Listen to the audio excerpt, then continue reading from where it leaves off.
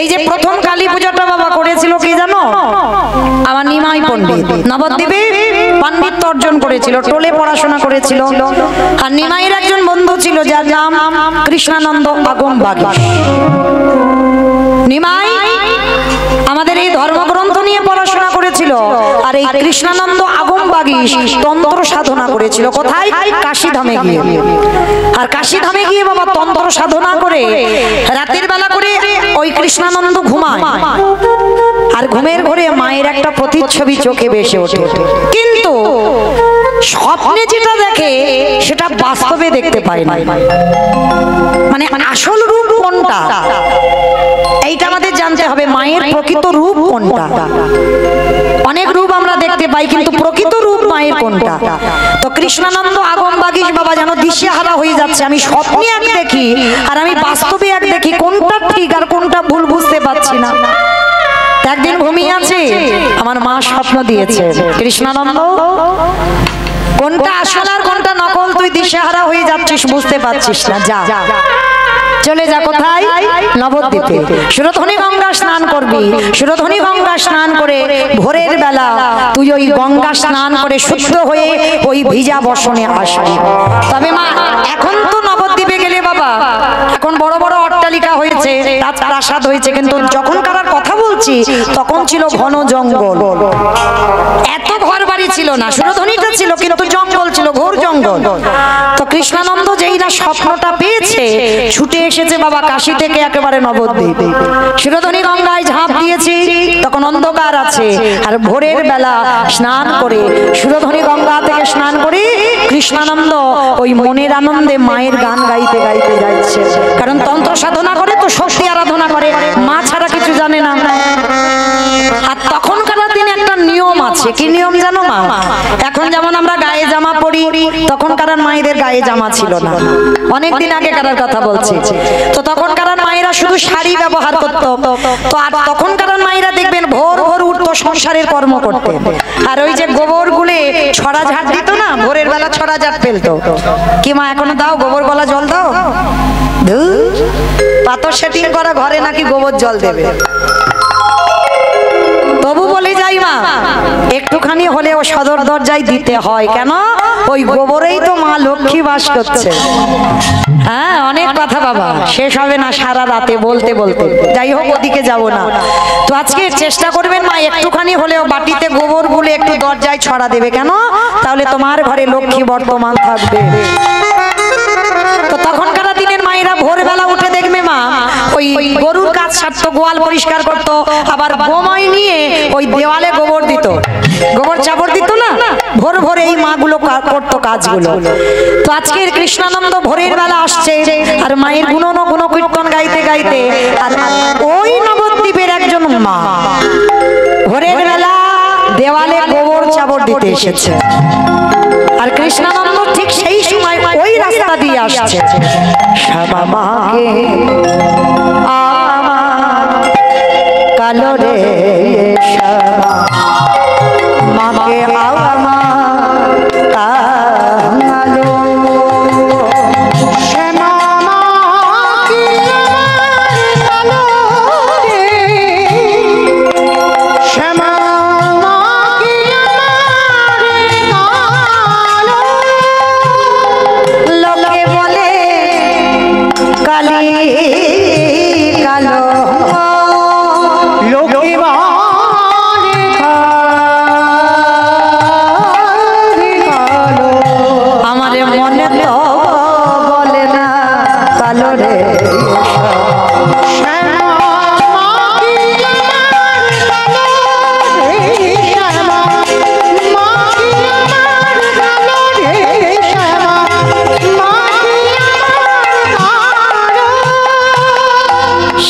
কখনো সে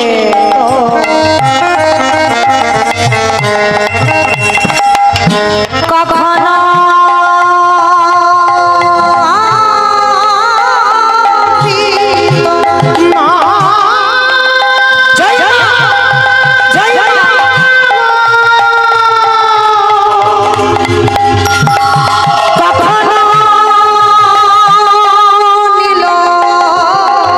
লোহিত রে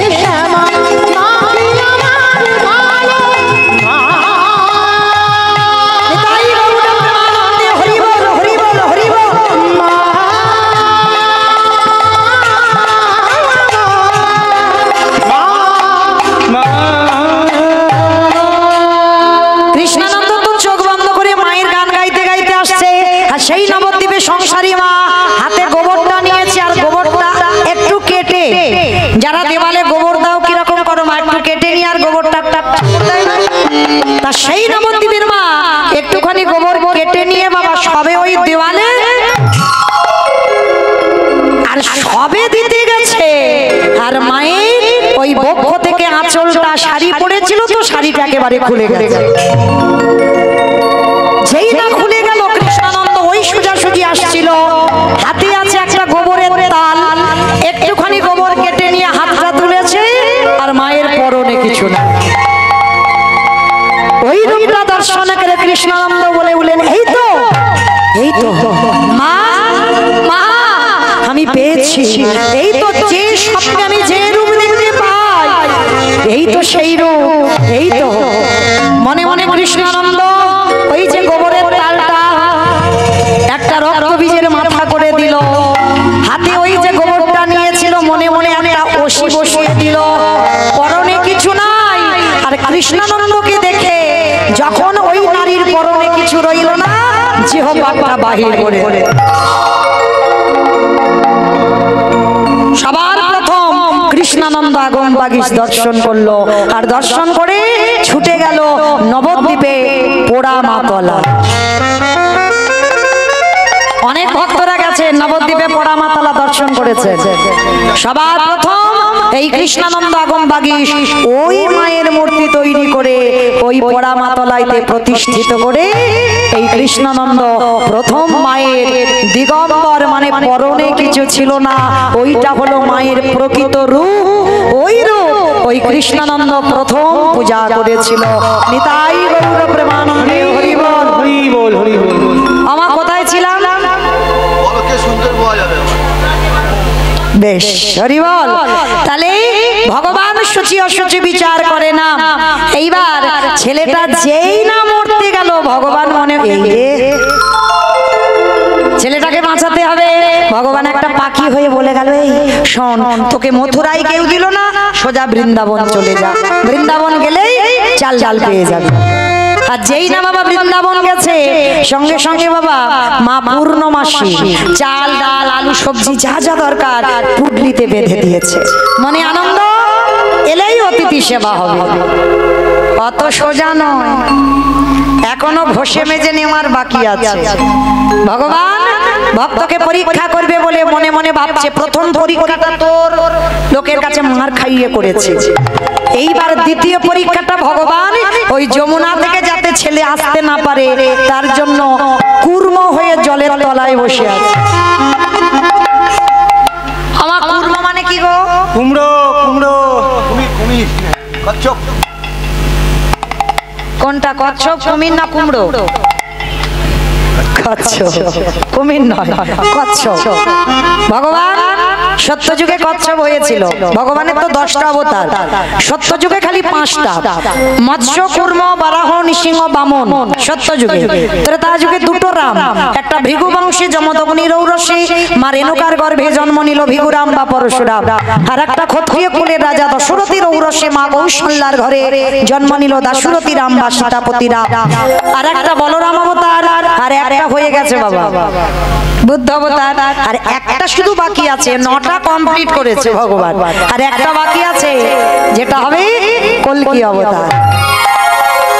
তা ভগবান সত্যযুগে সমুদ্র মন্থনের জন্য কচ্ছপ হয়েছিল। কেন জানো? ওই মন্দার পর্বতকে যখন ওই মা ধরিত্রীর বুকে রেখেছিল, ভগবান ভাবলো মা ধরিত্রীর বড় কষ্ট হবে, ওই জন্য ভগবান কচ্ছপ হয়ে নিজের পিঠটা পেতে দিয়েছিল। আর নিজের পিঠের উপরে ভগবান কত দয়ালু দেখেন, ভগবান কত দীনতার প্রতিমূর্তি দেখেন, ভগবানের পিঠের উপরে ওই মন্দার পর্বতটাকে বসানো হলো, আর বাসুকী নাগকে ওই দড়ি করে মন্থন করা হলো। তাহলে সেদিন সমুদ্র মন্থনের জন্য কচ্ছপ হলো, আর আজকের লীলায় ভক্তকে পরীক্ষা করবে বলে কচ্ছপ হয়েছে। চুপটি করে বসে আছে জলের তলায়, আর বটু তো জানে না, চাল ডালটা নিয়ে নাচতে নাচতে নাচতে নাচতে পর তো পর বাবা একেবারে পাটা পড়েছে কচ্ছপের পিঠ। আর যেই পিঠে পড়লো, কচ্ছপের পিঠটা দেখেছো মা একটু পিছল মতো, পা পড়তেই পা পিছলেই জলে। আর যেই না জলে পড়ে গেল, সঙ্গে সঙ্গে ছোট্ট ছেলে কেঁদে উঠল, মা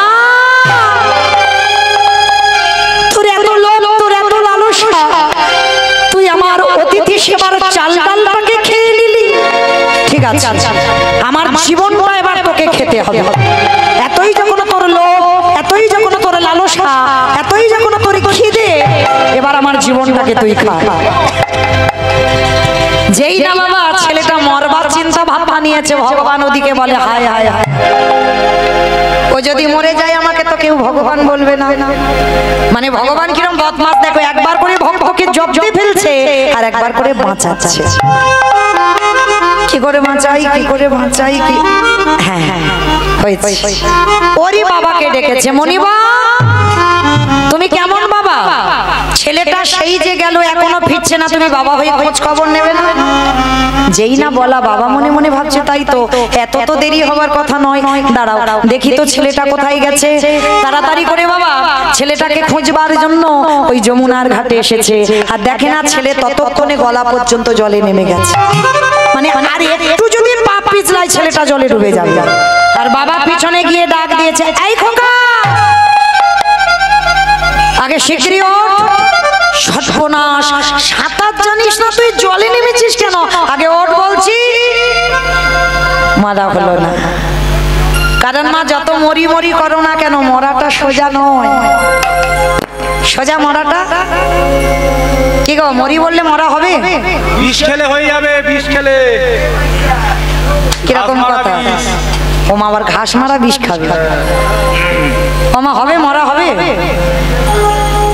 আমি নিজের চোখে দেখেছি ঘাস মারা বিষ খেয়ে সে দিব্যি বেঁচে আছে। কে বলেছে ঘাস মারা বিষ খেলে মরে? ঠিক মতো খায়নি বলে খেয়েছে। মায়েরা যতই ছটফট করি না কেন, মৃত্যু যদি লেখা থাকে তবে মরবো। আর যত বিষ খাও, যত গলায় দড়ি দাও না কেন, আর একবার যে বিষ খেয়ে হাসপাতালে যাবে, দ্বিতীয়বার আর খাবার নাম করবে না। তাহলে মরি বললে মরা হবে না। ওই জন্য শাস্ত্র বিধান দিয়েছে বাবা, কেউ খেয়ে মরে, কেউ খাইয়ে মরে, কেউ নিয়ে মরে, কেউ দিয়ে মরে, কেউ শুনে মরে, কেউ দেখে মরে, কেউ বলে মরে, কেউ ভালোবেসে মরে। আমি যা যা কথাগুলো বলছি, হ্যাঁ হ্যাঁ ঠিক আছে, কড়াকড়ি দেবো, ঠিক আছে ঠিক আছে। তোমার যা যা কথাগুলো বলছি, একটা কথা কিন্তু গ্রন্থের বাইরে নেই, সব কিন্তু গ্রন্থে আছে, একটা বাজে কথা বলছি না। একটু শাস্ত্রের দিকে তাকিয়ে যদি কারো জানা থাকে আপনারা উত্তর দিতে পারবেন। বলেন তো খেয়ে মরেছিল কে? ভীম খেয়ে মরেছে? না, খেয়ে মরেছিল বকাসুর। কৃষ্ণ বসতে গেল, এমন করে বকাসুর কৃষ্ণকে গিলে খেতে গেল, বকাসুর বধ হলো। ভীম তো মরেনি খেয়ে, তাহলে মা বকাসুর বধ হয়েছিল খেয়ে, তাহলে খেয়ে মরল বকাসুর। পরেরটা সবাই বলতে পারবে। খাইয়ে মরেছিল কে? বাহ, পুতনা। স্তনে বিষ মাখালো, 6 দিনের ছেলে এমন করে টান দিল, পুতনা হরিবোল হলো। তাহলে খেয়ে মরলো, খাইয়ে মরলো, নিয়ে মরেছিল কে? আমি অপশন দেব, আপনারা বের করবেন। রামায়ণ। নিয়ে রাবণ, নিয়ে মরেছিল রাবণ। সীতামাকে নিল, আর নিল বলেই তো 1 লক্ষ ছেলে আর 1 লক্ষ নাতি, বংশে বাতি দেবার কেউ ছিল না। তাহলে খেয়ে মরলো, খাইয়ে মরলো, নিয়ে মরলো, দিয়ে মরেছিল কে? অপশন মহাভারত।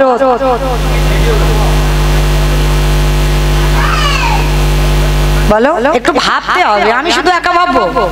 আপনারা তো কীর্তন শোনেন। মহাভারতে কর্ণ দিয়ে মরেনি, কবচকুণ্ডল দিল বলে তো কর্ণ বধ হলো, না হলে বধ হতো? হতো না। তাহলে খেয়ে মরলো, খাইয়ে মরলো, নিয়ে মরলো, দিয়ে মরলো, শুনে মরেছিল কে? অপশন মহাভারত। না, দ্রোণাচার্য। বাহ, অস্ত্রগুরু দ্রোণাচার্য। অশ্বত্থামা হতমানি, ইহা আমি সত্য জানি, ইতি গজ পড়ে গেল রানে, গজ পড়ে গেল রানে। পুত্রের মৃত্যু সংবাদ শুনলো, অস্ত্রগুরু দ্রোণাচার্য বধ হলো। তাহলে খেয়ে মরলো, খাইয়ে মরলো, নিয়ে মরলো, দিয়ে মরলো, শুনে মরলো, বলে মরেছিল কে?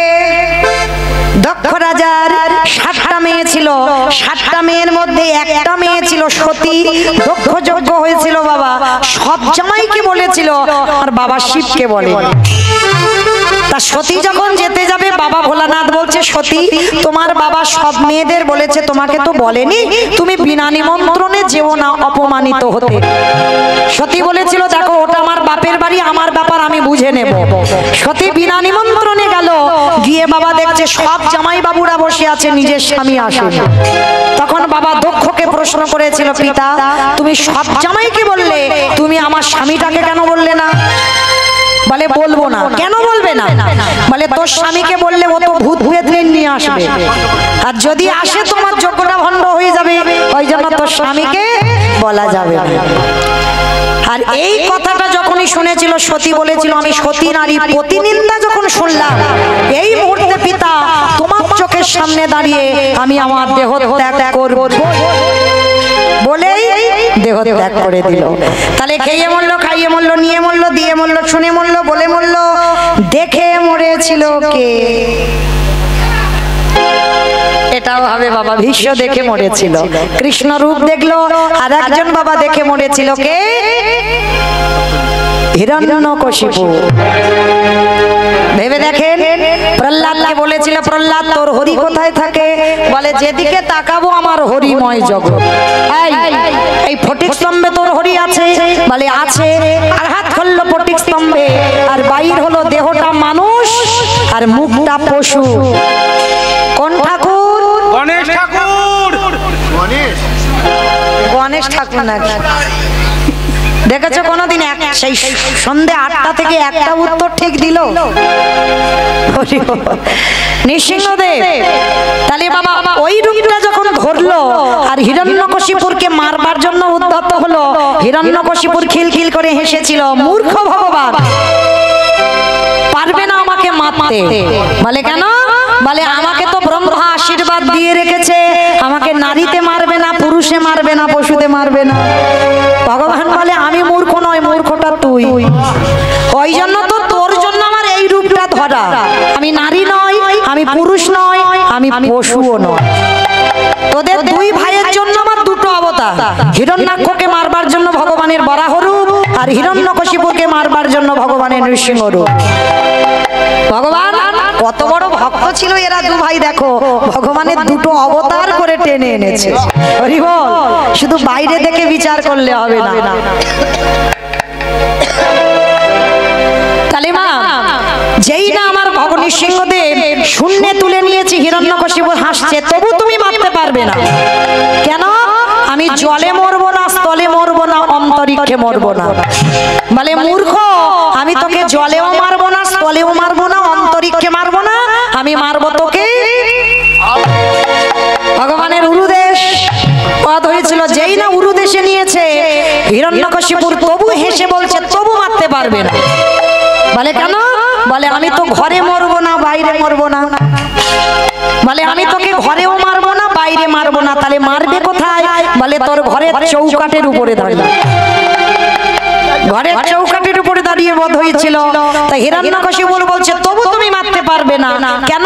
বলে আমি তো দিনে মরবো না, আমি তো রাতে মরবো না। বলে আমি তোকে মারবো গোধূলি বেলা, দিনেও নয়, রাতে নয়, গোধূলি বেলায় মারবো। বলে তবু মারতে পারবে না। বলে কেন? বলে আমি মাসেও মরবো না, আমি বারেও মরবো না। ভগবান বলে আমার যদি তোকে মারতে হয় এক্সট্রা একটা মাস সৃষ্টি করব, তবু তোকে মারবো। বলো তো মা, কোন মাসকে মাস বলে না, কোন বারকে বার বলে না? শোল মাছ।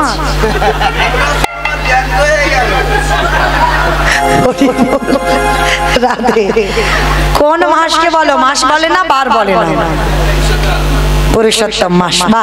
হরি বল। হিরণ্যকশিপুর বলেছিল মূর্খ, আমি তোর জন্য একটা এক্সট্রা মাস সৃষ্টি করব, যেটা হচ্ছে পুরুষোত্তম মাস, মল মাস। এই হিরণ্যকশিপুর বধ হয়েছিল মল মাসে। আর ওই মল মাসে বাবা একেবারে শূন্যে তুলে নিয়ে বক্ষটা বিদীর্ণ করে দিল। ওই রূপটা দেখে হিরণ্যকশিপুর বধ হলো। তাহলে খেয়ে মরলো, খাইয়ে মরলো, নিয়ে মরলো, দিয়ে মরলো, শুনে মরলো, বলে মরলো, দেখে মরলো। আর একটা বাকি আছে, ভালোবেসে মরেছিল কে? আমি বলবো। বলো। ঋতুপর্ণা। সে এখনো মরেনি তো। বকুল পিয়াতে মরে ওটা তো সিনেমা। মামা আমি বলেছি গ্রন্থের বাইরে একটা কথা যাবে না, ও তো বাইরে চলে যাচ্ছে। তাহলে শাস্ত্রের ভিতরে থাকতে হবে। ভালোবেসে মরেছিল রাজা দশরথ। কাকে ভালোবেসেছিল গো? রামকে নয়, কইকেয়ীকে। কইকেয়ী মাকে ভালোবেসেছিল। আর কইকেয়ী মাকে ভালোবাসতে গিয়ে বাবা দুটো বর কায়দা করে চাইল। প্রথমবারে ভরত রাজা হবে, দ্বিতীয়বারে রামে যাবে 14 বৎসর বনে। আরে যখন রামে বনবাসী হলো, দশরথ কেঁদে কেঁদে অন্ধ হয়ে গেল। আরে বিছানা সজ্জা হয়ে দশরথ কেঁদে কেঁদে একটা কথা বলে গেল। মরার আগে একটা কথা বলে গেল, বলবো? বলি। আমাদের জন্য নয়, আমার দাদা ভাই বাবা ঠাকুর যারা বিয়ে করেছে, সংসার করেছে, যারা করনি তারা বেঁচে গেছো, আর যারা করেছো তাদের জন্য দশরথ একটা কথা বলে গেল। কি কথা জানো? ওরে কলির জ্ঞানন্ধজি, এই যে আজকের আমি আমার বউকে ভালোবেসে যে দুর্গতি হলো, তাই তোদেরকে বলে যাই, তোরা যেন আমার মতো কেউ বউকে ভালোবাসিস না। তবে ভালোবাস, খবরদার বউ যেন মাথায় চড়ে না বসে। খেতে হবে।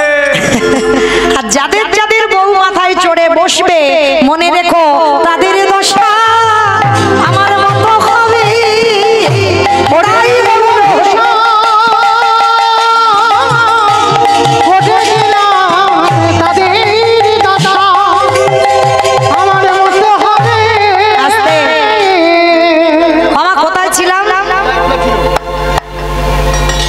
কোথায় ছিলাম?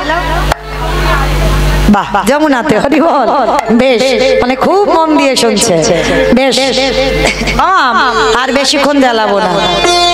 আর 15 মিনিট মতো আছি তো, পরে আবার রাসলীলার দল আসবে। 15 মিনিট পর, 20 মিনিট পরে আপনাদের চরণ থেকে চলে যাব। একটু শান্ত হয়ে বসে। তো চলেন এইবার। যেই না বাবা শান্তিপনি মনি এলো, ছেলেটার মরা হলো না।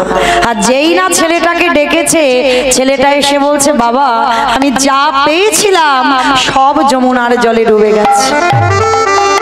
সেগিরি, তাহলে কি করে অতিথি সেবা দেব? বাবা ওই যে দূরে দেখা যাচ্ছে একটা মুদির দোকান, ওই দোকানে গিয়ে আমি কিছু জিনিস চুরি করে আনবো। চুরি? হ্যাঁ রে, চুরি করা মানে তো মহাপাপ। কে বলেছে চুরি করা মানে মহাপাপ? মনে রেখো মা, এ জীবনে যদি চুরি করো, সব চুরিতে পাপ নয়। তুমি যদি নিজের জন্য চুরি করে তাতে পাপ হবে। অতিথির জন্য যদি চুরি করো, অতিথি মানেই নারায়ণ, নারায়ণের জন্য চুরি করতে হবে। তো আজকে ছোট্ট ছেলেটার বাবা দুজনে মিলে যাচ্ছে কোথায়? মুদি দোকান চুরি করতে। আর গেছে তখন সময়টা হয়ে গেল ভোরের বেলা। আর ওই ভোরের বেলা বাবা ছেলে দুজনে মিলে মা মুদি দোকানের পিছন থেকে গর্ত করেছে। গর্ত করে প্রবেশ করেছে দোকানের ভিতরে। আর দোকানের ভিতরে প্রবেশ করে চাল ডাল আলু সবজি যা যা দরকার পুটলিতে বেঁধে নিয়েছে। আর পুটলিতে বেঁধে নিয়ে একেবারে বাবার হাতে দিয়ে বলছে, বাবা তুমি তো কত চিন্তা করছিলে কি করে সেবা দেবে, দেখলে তো আমি কিরকম ব্যবস্থা করে দিলাম। বাবা বলছে, হ্যাঁ রে খোকা, অতিথি সেবার পর একটু মুখশুদ্ধি দিতে হয়। মনে রেখো মা, শুধু আজকের লীলাতে নয়, সবাইকে বলে যাচ্ছি, এটা আমার কথা নয়, মহাজনগত পন্থা। একজনকে যদি নিমন্ত্রণ করে সেবা দাও, সেবার পরে যেন মুখশুদ্ধিটা দিতে ভুলে যেও না। তো আজকে ওই ছোট্ট ছেলেটা বাবার কথা শুনে বলছে, ঠিক আছে বাবা তুমি দাঁড়াও, আমি দেখছি ওই দোকানের ভিতরে কি পাওয়া যায়। প্রবেশ করে দেখছে মা পানের থালাতে একটা হরিতকি পড়ে আছে। আর যেই না হরিতকিতে হাতটা দেওয়া, সঙ্গে সঙ্গে ভগবান মনে মনে চিন্তা করছে, বটু প্রথম পরীক্ষাটা তোর ওই মথুরার লোকের কাছে করে দিয়েছি, তোকে মার খাইয়েছি। মা মনে পড়ছে দ্বিতীয় পরীক্ষাটা কচ্ছপ হয়ে চাল ডালটাকে খেয়ে নিয়েছে, এইবার তৃতীয়বারে পরীক্ষা। আর এই পরীক্ষায় যদি উত্তীর্ণ হস আমি জানবো তুই চিরকালের জয়ী। আর এই পরীক্ষার মুখে যেন মা জীবনে কারোর দাঁড়াতে না হয়, কোনোদিন কোনো ভক্তকে এমন পরীক্ষা যেন দিতে না হয় যেটা আজকের বটুকে দিতে হবে। ভগবান কি করেছে, যেই না ওই হরিতলিতে হাত দিয়েছে ভগবান স্বপ্ন দিচ্ছে দোকানদারকে, দোকানদার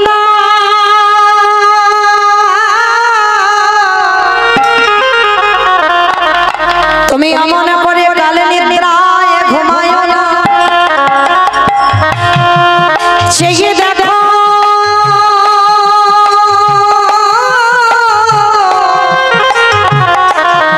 তোমার মুদি দোকানে কেমন চুরি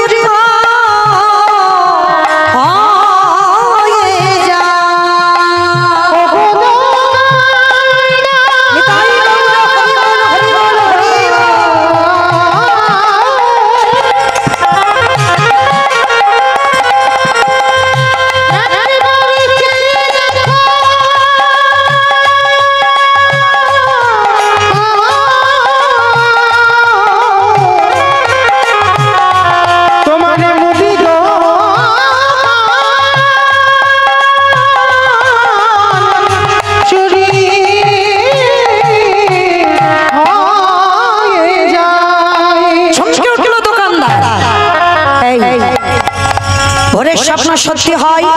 আর সেই সময় ওই বটু সবে যেতে যাবে হরিতুকিটা নিয়ে পাটা লেগে পানের থালা উল্টে গেছে, আর দোকানদার স্বপ্ন দেখেছে আর দোকানে আওয়াজ হয়েছে ঝনাট করে, এই মনে হচ্ছে আমার দোকানের ভিতরে কেউ চুরি করতে ঢুকেছে। আরে চোর চোর বলতে বলতে দোকানদার দোকানে ঢুকছে, আর কান্না প্রাণের ভয় হয়। সবে প্রাণের ভয়ে দুটো হাত আর মাথাটা হরিতুকিটা নিয়ে বের করেছে, আর দোকানদার এসে দোকানদারের পা দুটো ওই বটুর চেপে ধরেছে। জীবনে কাল ঘনিয়ে এলো, তবু এতটুকু সময় বাবাকে বুঝতে দিল না যে বাবা আমি ধরা পড়ে গেছি। হাসি মুখে বাবার হাতে হরিতুকিটা দিয়ে বলছে, বাবা যাও, তুমি ততক্ষণে রান্না বসাও, আমি যাচ্ছি। যতই হোক বাবা তো বলো, তোমার পৃথিবীতে সন্তানের মঙ্গল অমঙ্গল কে বুঝতে পারে? মা, সবার আগে মা। এই মা ডাকটা দেখো মা, খুব ছোট ডাক, সব অক্ষর দেখো দুটো করে আছে, মা ডাকটা একটা অক্ষর। মা নামে সুধা ঝরে, মা নামে সুধা খরে, মা বড় সুধার সমান, ডাকিলে জুড়ায় আইসে পড়ান। এই মা শব্দটা বললে হৃদয়টা দুলে ওঠে, দেখবে। আর যার মা চলে যায় তার চারিদিকটা সব অন্ধকার হয়ে যায়, কারণ তোমার মায়ের মতো করে আর কেউ কোনোদিন তোমায় ভালোবাসে।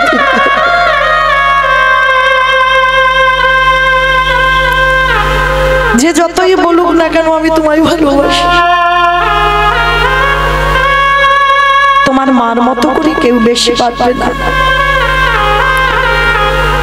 মায়ের সঙ্গে নারীর বন্ধন, বাবার সঙ্গে রক্তের সম্পর্ক। সবার আগে বাবা মার মনটা কুগায়, যা আমার ছেলের ভালো হবে না মন্দ হবে। তার ছেলেটার পা ধরে তো দোকানদার টানছে, আর বাইরে হাত দুটো আছে আর মাথাটা আছে, দেওয়ালটা ধরে আছে আর পিছনে টানছে। বাবা বলছে, হ্যাঁ রে খোকা, তুই তো কোনোদিন এত ঘামিস না, কি হয়েছে রে বাবা, তুই এত ঘামছিস কেন? ও বাবা কিছু হয়নি, তুমি ততক্ষণে যাও রান্না বসাও, আমি যাচ্ছি একটু পরে। না, দুজনে একসঙ্গে এসেছি, একসঙ্গে যাব, তুই আমাকে আগে যেতে বলছিস কেন খোকা? সেই তো আমরা বাপ বেটা চোর হলাম, তাহলে দুজনেই একসঙ্গে এসেছি, একসঙ্গে যাব। ও বাবা তুমি যাও না, আমি বলছি তো আমি একটু পরে যাচ্ছি। না, একসঙ্গে এসেছি একসঙ্গে যাব, যাব। ছোট্ট ছেলেটা বারবার যখন বলছে আর থাকতে পারলো না, বাবা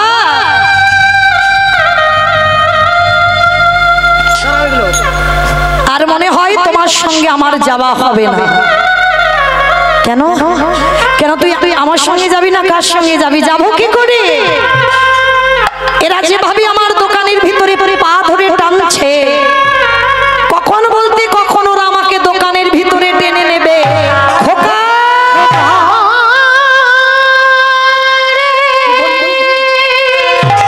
কি বললি তুই? তুই মনে করে বলিস না আমি যে বাবা হয়ে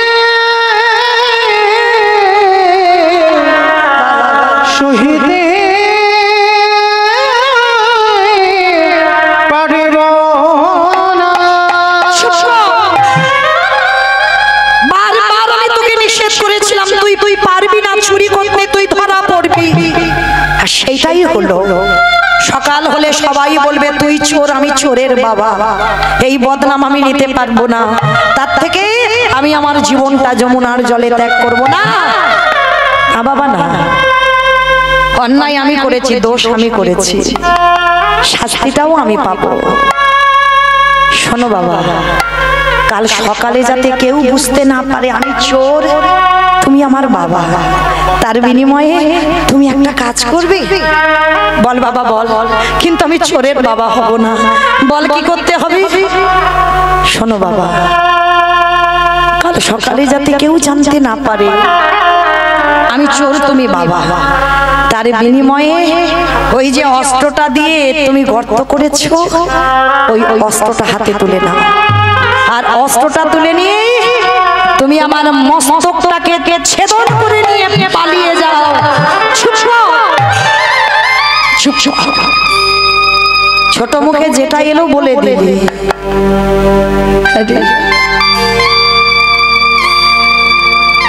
ছোট তো বাবা হ, যেদিন বাবা হবি সেদিন বুঝবি বাবাদের কত জ্বালা, সেদিন বুঝবি বাবাদের কত স্নেহ মায়া মমতা। আজকে বুঝবি না। ওরে, এ জগতে কোনো বাবা মা পারে রে নিজে পুত্রকে বলি দিতে? কি গো মা, পারে না? গীতা পড়েছো, ভাগবত পড়েছো, বেদ পড়েছো, উপনিষদ পড়েছো, আর মহাভারতে কর্ণ ভগবান একাদশী করে যায়নি পদ্মামার ঘরে? পদ্মা, এই দ্বাদশীতে আমি তোমার বাড়িতে একটু প্রসাদ পেতে চাই। পদ্মামা বলেছিল, বলুন আপনি কি প্রসাদ পাবে? আমার স্বামী দাদা, যে যা চায় সে তাই পায়। বলুন কি চান? শোনো পদ্মা, আমি যেমন তেমন বস্তু সেবা করব বলে তোমার বাড়িতে আসি। আমি তোমার বাড়িতে একটু মাংস খেতে চাই। মাংস দ্বাদশীতে? হ্যাঁ, আমার ইচ্ছা জেগেছে, খাবো, দাও। বেশ, মৃগ মাংস, পক্ষী মাংস, আমার সংসারে কিছু অভাব নেই, দেব। শোনো পদ্মা, মৃগ মাংস, পক্ষী মাংস খাবো বলে তোমার বাড়িতে আসিনি। তোমার স্বামী নাকি দাতা, আর দাতা যদি হয় ত্রিসত্য করো, আজকে যে মাংস খেতে চাইবো দেবে। পদ্মাবতী কোনোদিন ভাবেনি যে আজকের অতিথি কি চাইবে, ত্রিসত্য অঙ্গীকারে আবদ্ধ হলো। শোনো পদ্মা, মনে রেখো তুমি কিন্তু ত্রিসত্য করেছো, যেন কথা অন্যথা না হয়। দাও, সেবা যদি দিতে হয় তোমার একমাত্র বিশ্বকেতু, তাকে হাড়ি কাটে রাখো। হাড়ি কাটে রেখে মস্তকটা ছেদন করে তার দেহটা টুকরো টুকরো করে মাংস করে আমার সেবায় দেবে।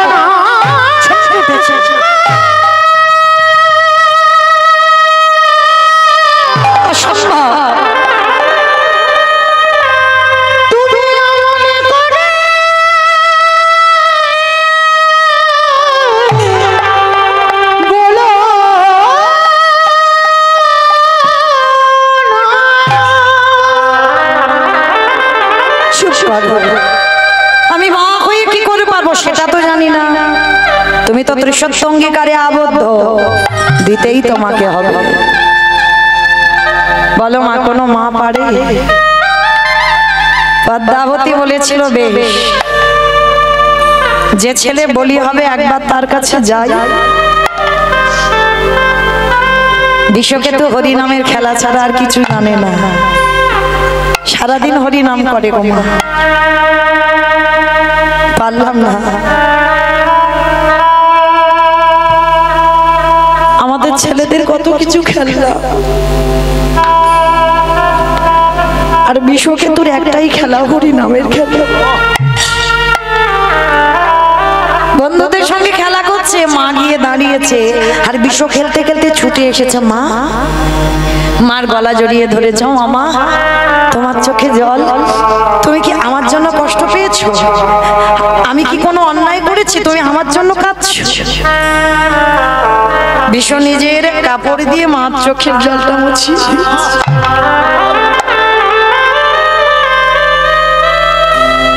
সন্তান তো সেই হয় গো, যে মায়ের দুঃখে দুঃখী হবে, যে বাবার দুঃখে দুঃখী হবে। বিশ্বকেতু মার কোমর ধরে বলছো, মা বলো না, আমি কি কি ভুল করেছি? না বাবা, তুই ভুল করতে পারিস। আমার দুয়ারে একজন বৈষ্ণব এসেছে, খেতে চেয়েছে মাংস, খাইয়ে দাও। মৃগ মাংস, পক্ষী মাংস তো অভাব নেই, খাবে না বাবা? ওই মাংস খাবে না, তাহলে কি মাংস খাবে মা? শোন বাবা, আমাকে বলেছে তোর দেহটা হাড়ি কাটে রাখতে হবে, তোর দেহটা টুকরো টুকরো করে, দেহটা মাংস করে তোর সেবায়, বৈষ্ণবের সেবায় দিতে হবে। মা, আমার দেহটা বৈষ্ণব সেবায় যাবে? ও মা, এর জন্য তুমি কাঁদছো? কেঁদো না, কেঁদো না। পদ্ম পাতায় জল দিলে যেমন টলমল টলমল করে, আমাদের সবার জীবন পদ্ম পাতায় প্রাণ রূপ জলবিন্দু টলমল করছে। কখনো যে পড়ে যাবে তা কেউ জানে না।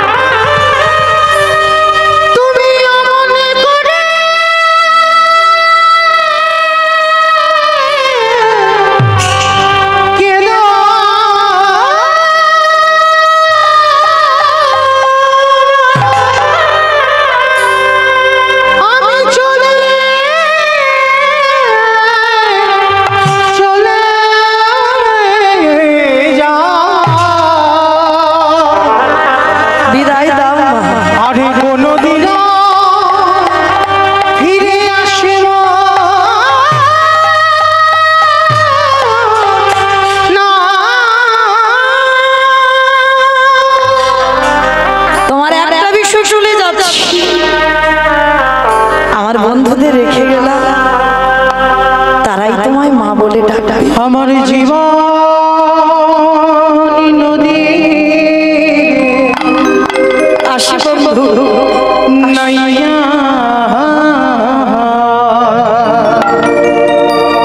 আর ডাকিস না, আমার ভাবের ঠেলা সঙ্গ হলে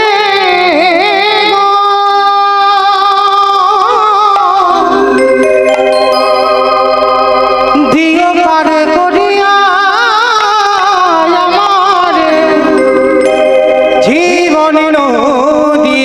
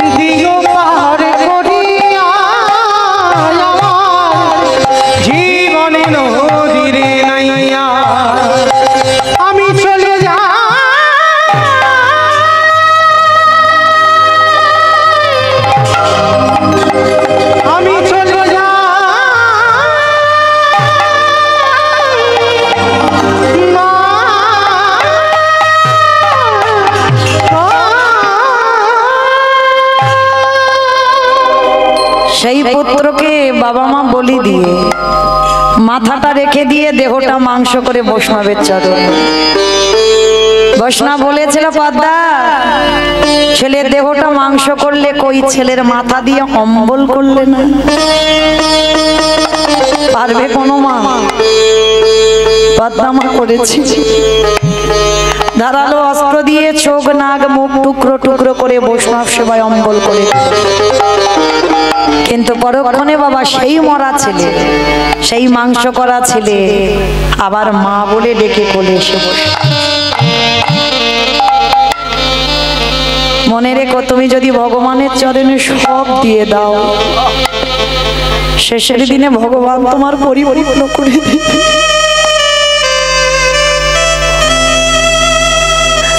সব দিয়ে কাঙালি হয়ে রইল, আবার ঘর পূর্ণ করে দিল। এই কথাটা এতক্ষণ কি মৌমিতা বলল?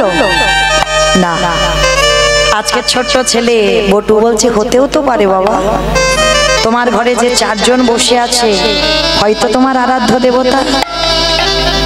ধরো অস্ত্র, কাটো মাথা। বাবা পাগল, একবার বলে আমার ছেলে চাই, একবার বলে অতিথি সেবা। আর দুটো চিন্তা করতে করতে ওই অস্ত্রটা হাতে তুলে নিয়েছে। তুলে নিয়ে একমাত্র সন্তানের মস্তকটাকে ছেদন করে দিল। ছেলের মাথাটা একদিকে পড়ে গেল, ধুলায় ছটফট করছে আর কৃষ্ণ কৃষ্ণ বলে লাফাচ্ছে। বাবা ছেলের মাথাটা পুডলিতে করে জড়িয়ে ওই যমুনার জলে ফেলে দিল। আর এদিকে দোকানদার দেহটা টেনে দেখছে, গলায় যজ্ঞ সূত্র পরিতে। এ তো ব্রাহ্মণের ছেলে, যদি কেউ জানতে পেরে যায় আমরা ব্রহ্ম হত্যা করেছি তাহলে আমাদের গ্রাম ছাড়া করে দেবে। চল, সময় থাকতে থাকতে এই দেহটা যমুনার জলে। মাথা দিল বাবা যমুনার জলে, দেহ দিল দোকানদার যমুনার জলে। দুটো ভাসতে ভাসতে একই জায়গায় এসেছে। আর যেই না একই জায়গায় এসেছে মা, এদিকে তো সন্দীপনী মনি সেবার ব্যবস্থা করেছেন। সেবায় যেই না নিবেদন করতে যাবে, ভগবান বলল দাঁড়াও, সকাল হতে একটু দেরি আছে, ভোর হব ভাব, চলো স্নানটা করে আসি। কারণ স্নানে যাবে তবে তো মরা ছেলেটাকে বাঁচাবে। আর যেখানে গেছে গিয়ে দেখে না ছেলের দেহটা ভাসছে। ভগবান কায়দা করে জিজ্ঞাসা করছে, মনিবর ভালো করে দেখো তো ছেলেটাকে কি চেনো, দেখেছো, জানো? এক বাক্যে বলে উঠেছিল, আমি জানি না, চিনি না, দেখি উনি কাঁদছেন। ভগবানের চোখে এলো জল। অতিথি সেবা দিতে গিয়ে নিজ পুত্রকে অস্বীকার। এ তো জানেন আমি ভগবান বলে বৈষ্ণব সেবা দিচ্ছে। এর মতো ভক্তকে কি আমি কাঙাল করতে পারি? শোনো মনিবর, আমি কিন্তু ধ্যানে বসতে পারি। আর ধ্যানে যদি জানতে পারি তোমার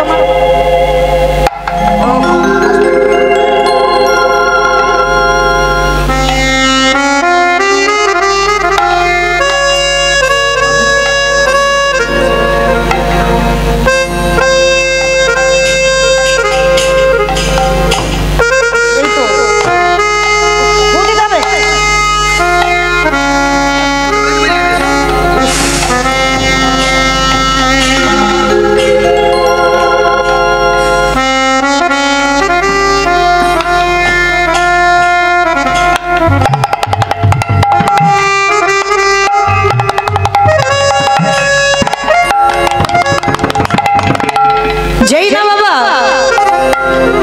বললেন আমি যদি ধ্যানে বসতে পারি তোমার সঙ্গে রক্তের সম্পর্ক আছে, আমি কিন্তু আর সেবা পেতে যাব না। সঙ্গে সঙ্গে বাবা চরণ দুটো ধরিয়ে ধরে বললেন, অন্য কেউ নয়, আমার একমাত্র পুত্র বটুর দেহ। বলে কি করে হলো? সমস্ত ঘটনাটা খুলে বললেন। বলার পরে বলছে, দাঁড়াও দাঁড়াও, চিন্তা করো না, তোমার মরা ছেলেকে আমি বাঁচিয়ে দেবো। আমার এই ঝোলাতে একটা ওষুধ আছে, দাঁড়াও। এইবার বাবা যেই না ওই মরা ছেলেটাকে তীরে তুলেছে, মাথার দেহ তো আলাদা, বলে প্রাণ আমি পড়ে দেবো। নয়ন ইঙ্গিত করে ব্রহ্মাকে বলছে, ব্রহ্মা দেখো তো জোড়া লাগাতে পারো কিনা। ব্রহ্মা চেষ্টা করছে, জোড়া লাগাতে পারছে না। ভোলানাথকে বলছে, ভোলানাথ তুমি দেখো পারো কিনা। ভোলানাথ পাচ্ছে না। যে নামের নামে স্বয়ং ভগবান নিজে এসেছে, পাচ্ছে না। প্রথমে বলেছিলাম লীলার শেষে দুটো প্রশ্ন চাইবো, উত্তর নেব, তারপরে আমি ফিরবো আমার বাড়ি, আর না হলে যাব না। তাহলে এবার উত্তরটা দেন। ব্রহ্মা বিষ্ণু মহেশ্বর কেউ পাচ্ছে না কাটা দেহ জোড়া লাগাতে, আর কে বাকি আছে? বাহ, নারদ বাকি আছে। হরি বল। এইবার নারদের তো একটাই স্বভাব, হরে মোরারে মধু কৈটব ভারে গোপাল গোবিন্দ মুকুন্দ সৌরে উদ্ধরি হরি মুরারি মধু কৈটব ভারে গোপাল গোবিন্দ মুকুন্দ সৌরে রাম নারায়ণ মুকুন্দ মধুসূদন কেশব ঘনসারে হরে বৈকুণ্ঠ ধামন।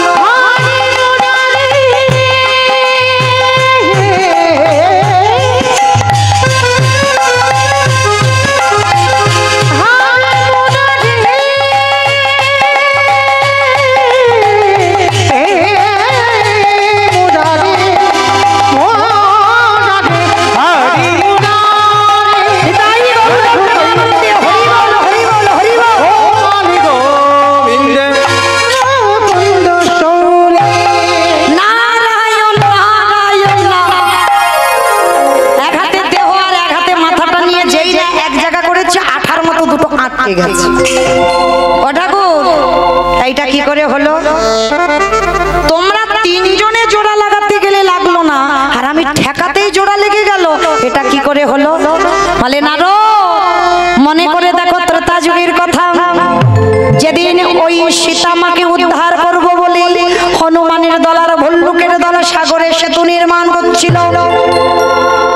আমার যার বউ চুরি হয়েছে সে কোনো কাজ করছে না, হনুমান আর ভল্লুক কাজ করছে। তা সেই সময় রামচন্দ্র মনে মনে ভাবলো, আমি দু চারটে না ফেললে হয়, একটা প্রেস্টিজের ব্যাপার। ভাই লক্ষণ, বলো। কটা বাজে ভাই? 12:05 রাত। 12:05 হয়ে গেছে। আমার যেন ভুল বুঝবেন না যে মৌমিতার টাইম জানতে চাইলো, আমি চাইবো কেন, রামচন্দ্র তো চাইলো। লক্ষণ কটা বাজে? বলে 12টা হয়ে গেছে। হরি বল। নারায়ণ নারায়ণ। হে ভোলেনাথ, তোমার কাছে বড় দায়ে পড়ে এসেছি। কিসের দায় নারদ? আচ্ছা প্রভু, যারা যারা ভগবানকে ডাকে, যারা যারা ভগবানকে ভালোবাসে, তার শেষ জীবনের দুর্দশাটা কি হয়? ভোলানাথের চোখ বড় বড় হয়ে গেল। নারদ, হে প্রশ্নের উত্তর তো আমার জানা নাই। সে কি? আমি জানি না, আমার বাবা জানে না, তুমি শিব জানো না, তাহলে জানে কে? বলে একজন জানলে জানতে পারে যে নামের নাম ভগবান। বলে তার কাছে যাই চলো। ব্রহ্মা, দেবর্ষি নারদ আর বাবা ভোলানাথ তিনজনে মিলে বৈকুণ্ঠপতি নারায়ণের কাছে গেছে। প্রভু, অপ্রভু, যারা যারা ভগবানকে ডাকে, ভালোবাসে, শ্রদ্ধা করে, তার শেষ জীবনের গতিটা কি হয়? বৈকুণ্ঠপতি নারায়ণ বললেন, নারদ, এ প্রশ্নের উত্তর তো আমার জানা নাই। হাই ভগবান, তোমার নাম ত্রিজগতের লোক শুনছে, গাইছে, তুমি জানো না? বলে না নারদ, তবে তোমার এই প্রশ্নের উত্তর জগতে তারাই দিতে পারবে।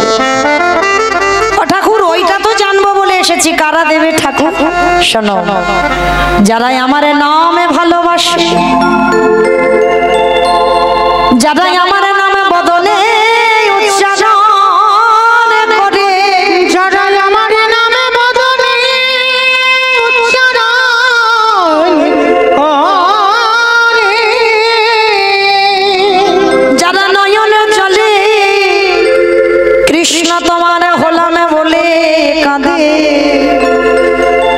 যাদের শয়নে স্বপনে নিদ্রায় জাগরণে কৃষ্ণ প্রাণ, কৃষ্ণ ধ্যান, কৃষ্ণ সব, চলে যাও সেই ভক্তের কাছে। নারদ বলছে, ও ঠাকুর, তুমি যে ভক্তের নমুনাগুলো দিচ্ছ, ও লাখ লাখ পাওয়া যায়, কোটি কোটি পাওয়া যায়, তুমি নির্দিষ্ট করে বলো না কোন ভক্তের বাড়িতে গেলে আমি উত্তরটা পাবো। বেশ, ভগবান বলছে, চলো আজকের আমি সেই রকম এক ভক্তের কাছে তোমাদেরকে নিয়ে যাব। চলো আজকের আমরা 4 জনে যাব। ঠাকুর কোথায় যাব? শোনো, 4 জনে যাব আমরা মর্তের মাটিতে। ঠাকুর মর্ত, ওখানে তো লোক খেতে যায় আর ঘুমাতে যায়। যায়? বলে না গো, ওরা খাক ঘুমাক টিভি দেখুক মোবাইল দেখুক যাই করুক না কেন, তাদের মধ্যেও এমন এমন ভক্ত আছে যাদের চরিত্র শ্রবণ করলে তোমার হৃদয়টা দুলে উঠবে।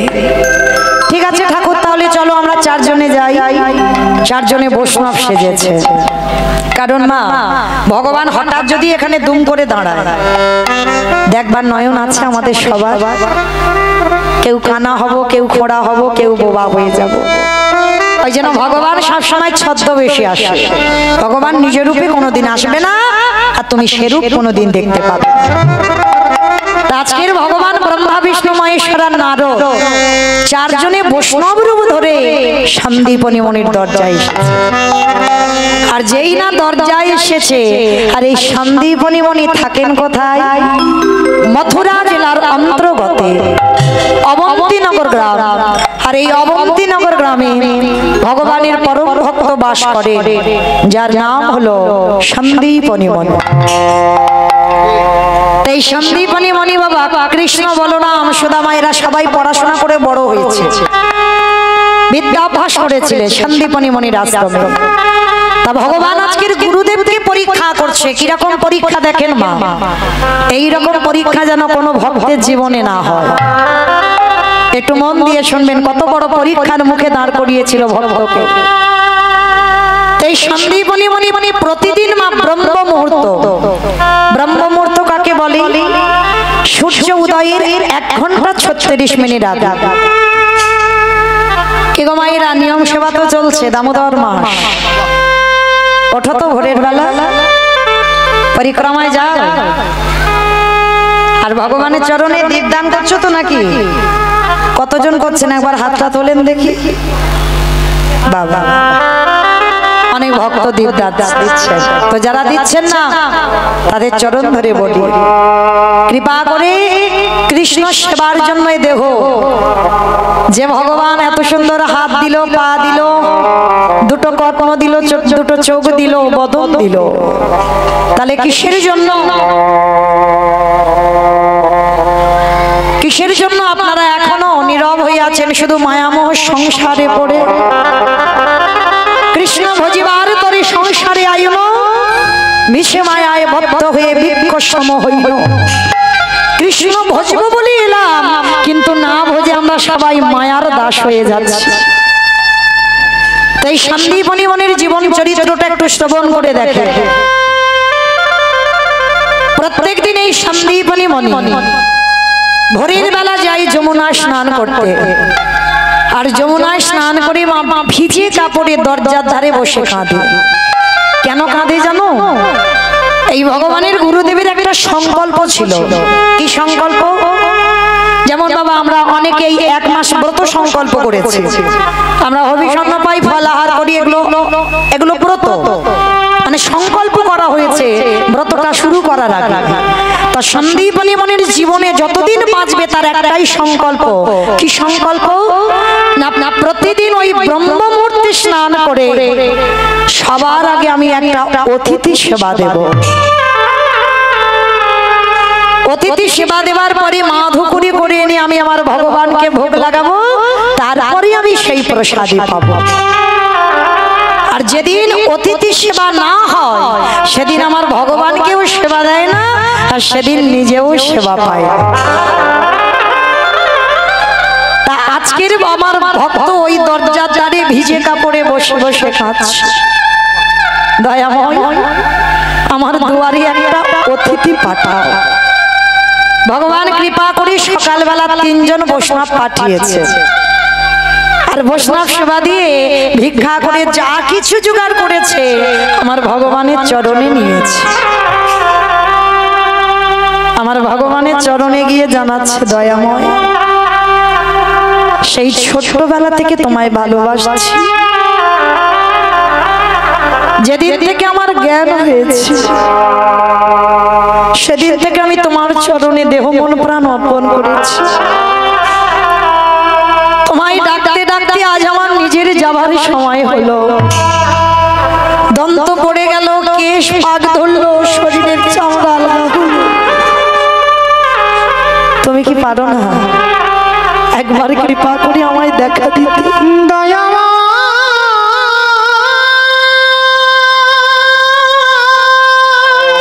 এত ডাকি এত কাঁদি শুনতে পাও না?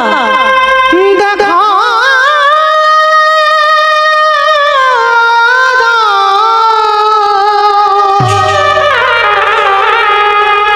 ওগো তুমি নাকি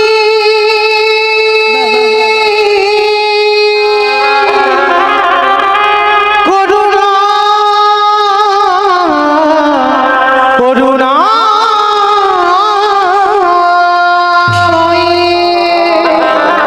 আমি এত ডাকি তুমি কেন শুনতে পাও না?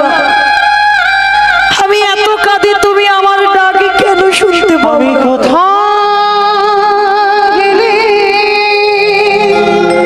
একবার দেখা দাও। পাবনি দেখা ওগো দয়া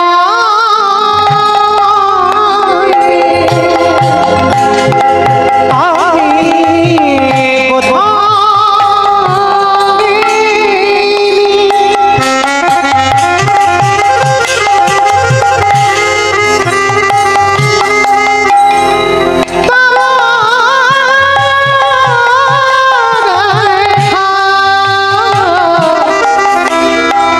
ওগো দয়া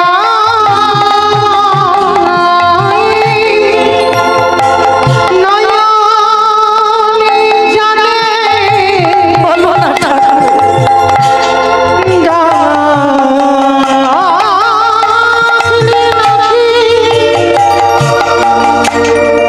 প্রভু তোমার কৃপা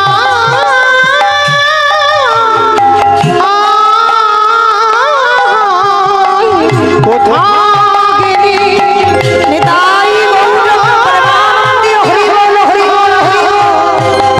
ওগো দয়া আমি কোথায় গেলি ওগো দয়া দেখা দাও দয়াময় দেখা দেখা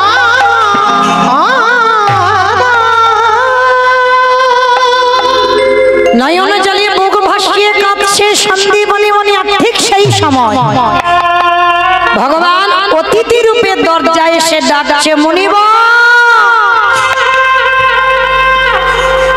অমাইরা মানুষের ডাক আর ভগবানের ডাকে তফাৎ হবে না?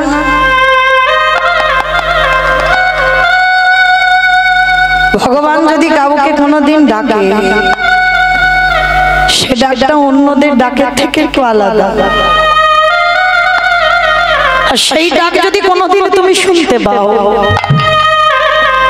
কারোর কাছে বলো না গো, আপন ভজন কথা না কহিবি যথা তথা। সবার কাছে ভজনের কথা বলতে নেই। তুমি যদি ভজনের মানুষ না পাও, সন্দীপনী মনি নিবেদন এখন করেনি, বসে কাঁদছে আর এদিকে ভগবান দুয়ারে এসে ডাকছে।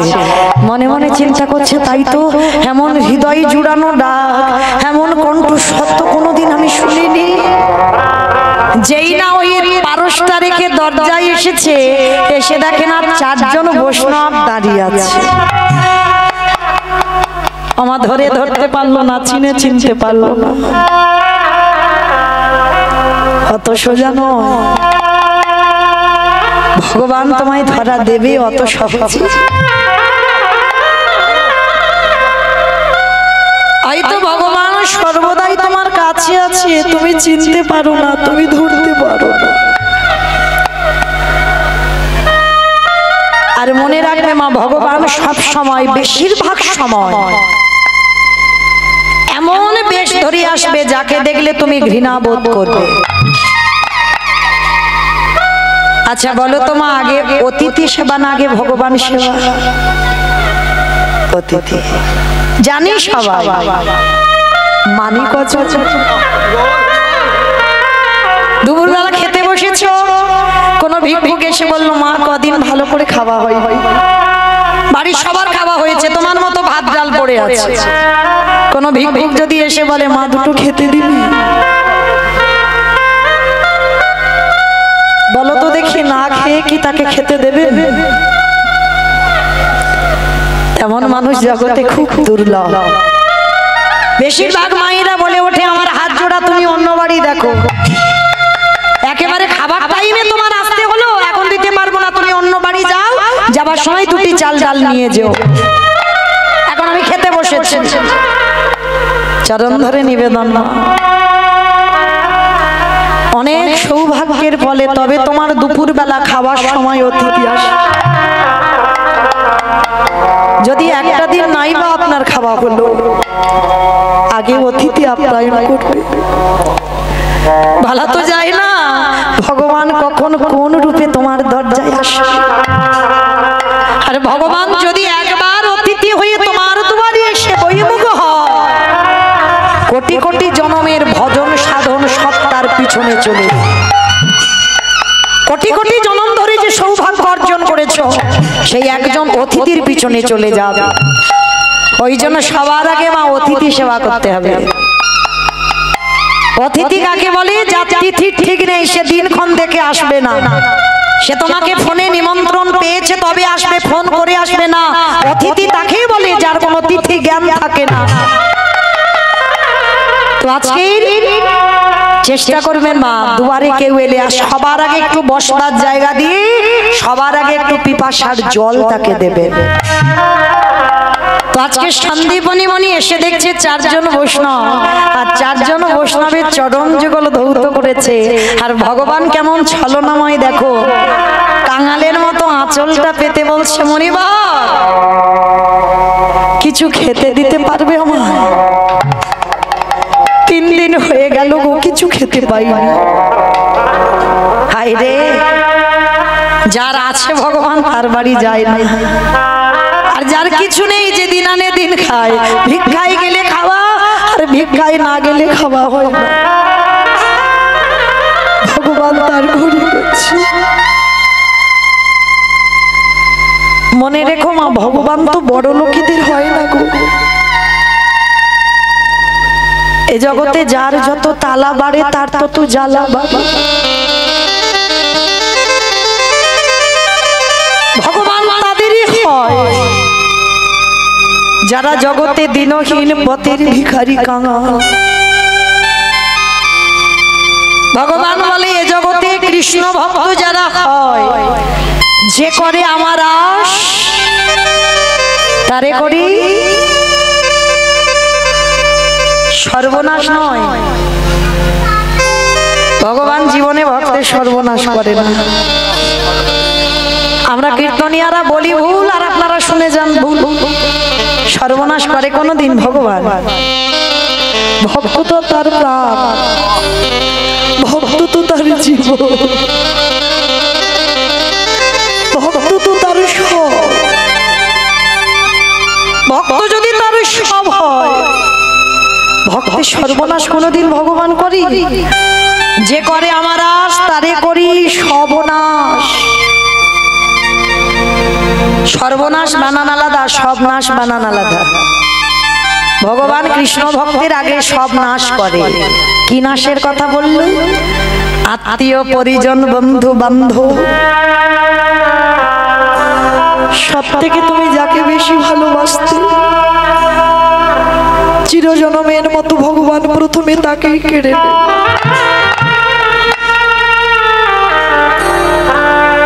ভগবান বললেন, যাকে আঁকড়ে তুই কৃষ্ণ ভজনের সর্বস্ব দিতে পারছিস, সবার আগে আমি তাকে কেড়ে নেব। তাকে কেড়ে নেওয়ার পরে যদি তুই আমার চরণ না ছাড়িস, তারপরে আমি তোকে আমার চরণে আশ্রয় দেব। আমি যে ভক্তে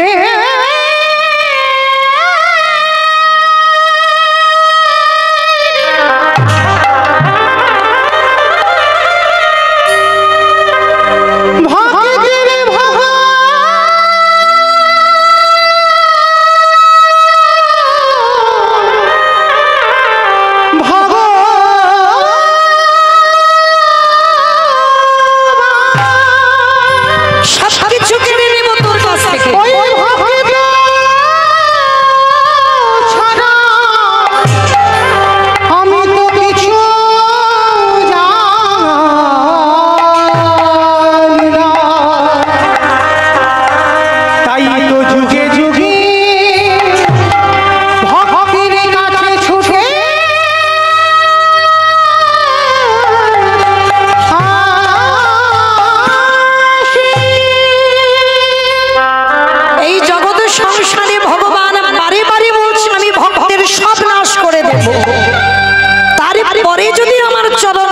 ছাড়ে। কৃষ্ণ ভক্ত কোনোদিন ধনী হবে না, কৃষ্ণ ভক্ত কোনোদিন বড় লোক হবে না, কৃষ্ণ ভক্তকে কোনোদিন মাথা তুলে দাঁড় করাবে না। ভগবান চাইবে তার মাথায় যদি একটু ছাদ হয় না, ভগবান চক্রান্ত করে ওই ছাদটাকেও কেড়ে নেওয়ার চেষ্টা করবে। এরাই হলো কৃষ্ণ ভক্ত। দেখেন বাবা, জগতে দেখাতে পারবেন প্রকৃত কৃষ্ণ ভক্ত যারা, তারা সব ধনী হয়েছে, বড় লোক হয়েছে? সব ধনী ছিল, সব রাস্তার ভিখারি হয়েছে। দেখেন জমিদার লালা বাবুর দিকে তাকান, কান্দির জমিদার লালা ছোটবেলা থেকে কৃষ্ণ ভক্তই ছিল গো। বাবার জমিদারিতে থাকতো। যখন এই লালার 12 বছর বয়স হলো, এক ভিখারি এসেছিল, কন্যা দায়গ্রস্ত পিতা। লালা ছোটবেলা থেকে একটু দানি ছিল, তা তখন তো লালা ইনকাম করতো না। লালা বাবাকে বলেছিল, বাবা ওই ভিখারি এসেছে, ভিখারিকে একটু 1000 টাকা দিয়ে দাও। ছেলের কথা রাখতে লালার বাবা দিয়েছিল, কিন্তু পরক্ষণে লালাকে বলেছিল, লালা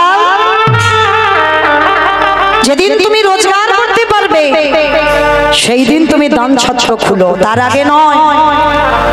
লালার হৃদয়টা কেঁপে উঠেছিল যে বাবার এত অতুল সম্পত্তি,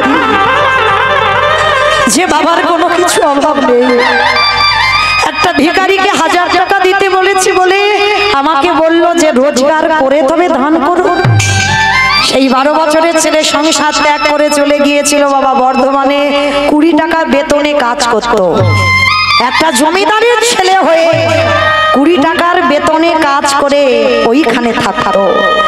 লালার বাবা এত দাম্ভিকতা ছিল, ওই লালার বাবা যখন অসুস্থ বিছানা সজ্জা হয়ে গেল, তখনও চৈতন্য হলো, আমি তো ঠিক করিনি, সামান্য 1000 টাকার জন্য আমার ছেলেকে এত বড় কথা বললাম। 12 বছরের ছেলে সংসার ত্যাগ করে চলে গেল। মৃত্যুর সময় বলে গেল, আমি তো মরে যাচ্ছি, আমার জমিদারি কে দেখবে? আমার লালাকে তোমরা ডেকে আনো। লালা বাবু বাবার মৃত্যুর পর এসেছিল, এসে বাবা যে যা চাইতো তাকে দিয়ে দিত।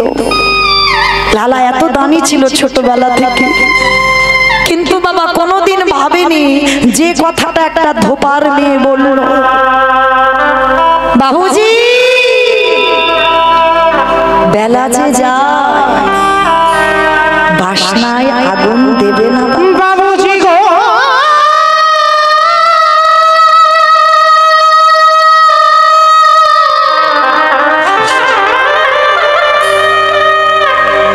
বেলা চলে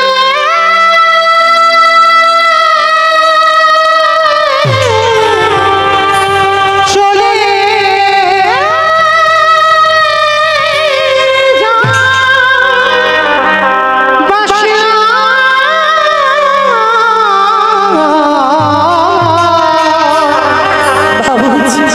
বাসে না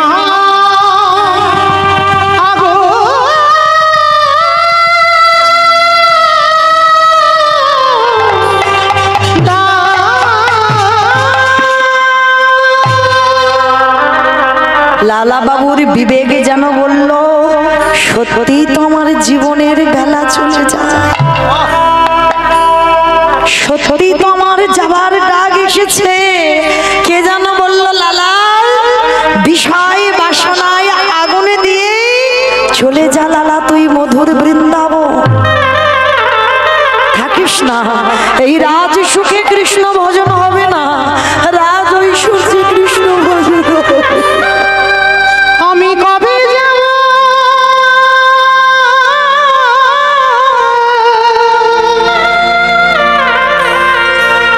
বিষয়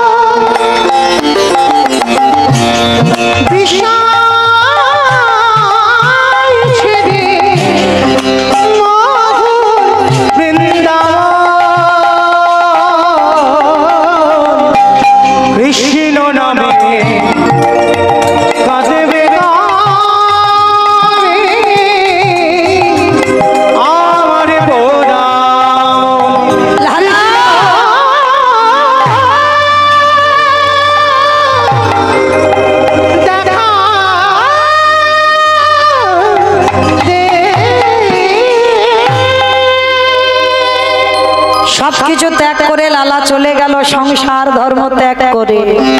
তাহলে দেখো জমিদারের ছেলে হয়ে পথের ভিখারি হয়ে গেল রঘুনাথ দাস। এই নিয়ম সেবার মাসে গিরি গোবর্ধন পরিক্রমা করে এসে জমিদারের ছেলে হয়ে গোবর্ধন দাস আর হিরণ্য দাসের ছেলে ওই রাধা কুণ্ডের তীরে হৃদয়ে হাত চাপড় দিয়ে হারাই হারাই বলে কেঁদে ধুলাই লুটিয়ে পড়ত। হারাতে হারাতে বলে কেঁদে দেহটা সমাধিস্থ করে দিল। যে রঘুনাথ দাসের বাবা জ্যাঠার সম্পত্তি ছিল, এত সম্পত্তি, প্রতিদিনের আয় ছিল 12 লক্ষ স্বর্ণ মুদ্রা। শুধু নবাবকে কর দিতে হতো বাবা 8 লক্ষ স্বর্ণ মুদ্রা। তাহলে কত বড় জমিদার! সেই জমিদারি ফেলে রেখে কৃষ্ণ পাবার লালসায় ছুটল নরোত্তম দাস জমিদারের ছেলে হয়ে হাগৌর প্রাণ গৌর বলে চলে গেল।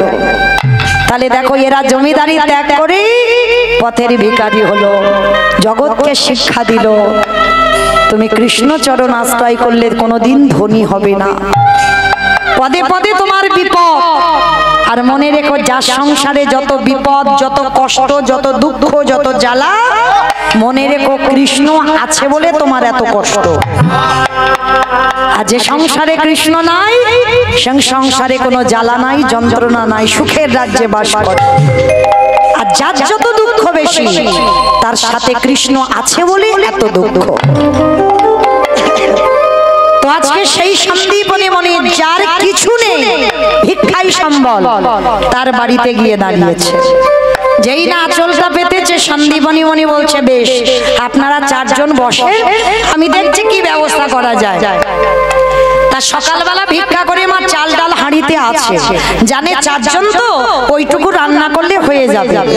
তো যেই না ছুটে ঘরে গিয়ে চালের হাঁড়িটা খুলেছে, একটাও চাল তাতে পড়েনি। গেল কোথায়? ওই যে করে আমার আজ তারে করি সব নাশ, সব খেয়ে ফেলেছে। ভগবান মনে মনে ভাবলো একটু যাচাই করে দেখতে হবে না, আমার ভক্ত না ও আমার নকল ভক্ত। সবকিছু খেয়ে নিয়েছে। আর যেই না সবকিছু খেয়ে নিল, ওই ছোট ছেলে ছিল একটা, যার নাম হচ্ছে বটু। তা বটুকে ডাক দিয়েছে, বাবা এই বটু, আরে বাবা আমার হাঁড়িতে চাল ডাল ছিল দেখেছিস? কই না তো বাবা, আমি জানবো কি করে চাল ডাল কোথায় আছে? সে কি, তাহলে চাল ডাল গুলো গেল কোথায়? আমি তো রেখে দিয়েছিলাম। বাবা একটা কাজ করো, তুমি খাচ্ছ কেন? খোকা রে, আমার বাড়ির 4 জন বৈষ্ণব, ও এই জন্য তোমার চোখের জল। দাও তুমি একটু ঝোলাটা দাও, আমি একটু নগরে ভিক্ষা করে আনি। আরে বাবা তুই পারবি? কেন পারবো না, দাও দেখি আমি যাবো আর আসবো। বাবার কাছ থেকে ভিক্ষার ঝোলাটা নিয়েছে, একেবারে বাবার চরণে ষষ্ঠাঙ্গে দণ্ডবত প্রণাম। কি গো মায়েরা, ছেলে পুলেদের প্রণাম শেখাচ্ছ তো? নিজেরাই করে না ছেলে বলে নিজেরাই করি না তো আর ছেলে পুলে। মনে রেখো শিক্ষাটা বাবা দেয় না, শিক্ষাটা মায়ের কাছ থেকেই পায়। বাবা হলো বীজ, মা হলো ক্ষেত্র বা মাটি। মাটি যদি নোনা লেগে যায়, মাটির ফসল জীবনে ভালো হবে না, কোনো দিন ভালো হতে পারে না। শুধু মায়ের গন্ডগোলের জন্য মা ছেলেরা গন্ডগোল হয়। আপনারা প্রশ্ন করবেন, মহমিতা তুমি শুধু মায়েদের কথা বলছো, বাবাদের কি ভুল থাকে না? বলে না, এটা তো আমার কথা নয়, আমি তো বলছি না, শাস্ত্র তো বিধান দিয়ে দিয়েছে। এই যে কদিন আগে মহালয় হলো না, দেখেছো? অসুর আর দেবতাদের যুদ্ধ হলো। এরা তো অন্য কেউ নয় মা, এরা তো সব ভাই ভাই, সব ভাই ভাই। এদের বাবা একটাই, মা গুলো শুধু আলাদা। তাহলে এর দ্বারা কি প্রমাণ হচ্ছে? বাবা তো একটা ছিল, তাহলে মা গুলো আলাদা বলে কোন মায়ের সন্তান হয়েছে দেবতা, আর কোন মায়ের সন্তান হয়েছে অসুর। কেন? মনে রাখতে হবে বাবা, স্বামীর কাছে যে যাবেন, সন্তান যে কামনা করবেন, সে সময় তিথি নক্ষত্র জ্ঞান তোমার থাকতে হবে। তোমাকে স্বামীর কাছ থেকে আঁচল পেতে ভিক্ষা চাইতে হবে যে আমার একটা কৃষ্ণ বলা সন্তান দাও। যেমন তেমন ভাবে গেলে হবে না, যে কোনো তিথি নক্ষত্রতে গেলে হবে না। ওই জন্য তো বলছে বাবাদের দোষ নয়, দোষটা হচ্ছে হচ্ছে আমাদের মতো নারী জাতিদের। এই কথা পরিষ্কার করে বোঝাতে গেলে বাবা একটু গ্রন্থের দিকে দেখতে হবে। কশ্যপ মুনির বাবা 4টে পাট রানী ছিল, দিতি, অদিতি, কদ্রু, বিনতা, 4টে রানী ছিল কশ্যপ মুনি, পাট রানী। আরো 17টা স্ত্রী ছিল, কিন্তু পাট রানী ছিল 4 জন। আর 4 জনকে রেখে বাবা 12 বছর তপস্যায় গিয়েছিল কশ্যপ মুনি। ভালো করে মা এই জায়গাটা শুনবেন, তাহলে বুঝতে পারবেন। বাবাদের দোষ দিতে পারবেন না, দোষটা আমাদের নিজেদের নিতে হবে। একটু শুনে দেখেন। তো এবার 12 বছর তপস্যায় গেছে, 4টে রানী বসে বসে কাঁদছে। কিছুতেই বাবা তপস্যায় বসতে পারছে না, চঞ্চল হয়ে যাচ্ছে। তো 12 বছর পর কশ্যপ মুনি ফিরে এসে 4টে রানীকে ডেকেছিল। বড় রানী, মেজ রানী, কি ব্যাপার তোমরা 4 জনে বসে বসে কাঁদছো, ওদিকে আমার তপস্যায় ব্যাঘাত হচ্ছে, বলো কি হয়েছে, কি চাও তোমরা? তোমাদের তো কিছু অভাব রাখিনি আমি। বলে স্বামী তুমি কিছু অভাব রাখোনি ঠিক, কিন্তু আমরা 4 জনে তোমার কাছে একটা সম্পদ চাই। বলে কি? বলে আমরা 4 জনে মা হতে চাই। বাহ, এ তো ভালো কথা বলেছো। তবে শোনো, আমি তো যোগী পুরুষ, আমি কারোর ঔরসজাত সন্তান দিতে পারবো না। আমার আশীর্বাদে তোমরা 4 জনে আমার পরশেই মা হবে। যাও স্নান করে এসো, আর স্নান করে শুদ্ধ বসন পরিধান করে আমার কাছে এসো। আর আমার কাছে এসে যে যেমন সন্তান চাইবে আমি তার গর্ভে তেমনই সন্তান দান করব। 4 জন রানী স্নান করে এসেছে। এইবার বাবা বড় রানীকে প্রথম ডেকেছে, অদিতি, বড় রানী এসো, বলো তুমি কেমন ছেলে চাও? বড় রানী করজোর করে বলছে, স্বামী সন্তান যদি দিতে হয় এমন সন্তান দাও যে সন্তানের জন্য যেন আমার জগৎ জোড়ার নাম ডাক হয়। বেশ, কশ্যপ মুনি আশীর্বাদ দিল, তোমার গর্ভে যারা আসবে তারা হবে সবাই দেবতা। দেবতাদের মা হলো অদিতি। বেশ, এইবার মেজ রানীকে ডেকেছে। মেজ রানী এদিকে এসো, বলো তুমি কেমন ছেলে চাও? বাবা লক্ষ্য করবেন, একটা পুরুষ কিন্তু একটা পুরুষকে হিংসা করে না। বেশিরভাগ সময় একটা নারী নারীকেই হিংসা করে। দেখবেন যে শাড়ি একটা মেয়ে যদি পরে যায়, দেখবেন ওর থেকে ভালো শাড়ি আমার আলমারিতে আছে, কিন্তু ওটাই পছন্দ, ওই শাড়িটা আমার চাই। এই যে হিংসাটা, ওইটা আমার লাগবে। একটা নারী আর এক নারীকে হিংসা করে। তো যেই না অদিতিকে দেওয়া হয়ে গেল, মেজ রানী এসে রেগে গিয়ে বলছে, আমি আর কি চাইবো?